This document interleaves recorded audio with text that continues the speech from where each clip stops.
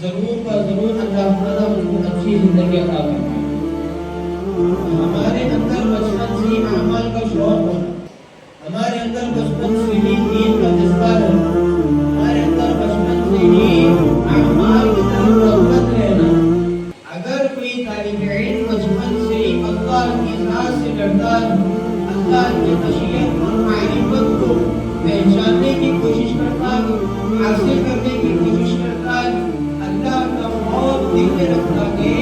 یاد رکھو بڑے ہونے کے بعد اللہ رب العزت اس طالب علم سے ضرور کا ضرور دین کا کام لیں گے، دین کی خدمت لیں گے۔ اگر زمانے طالب علمی میں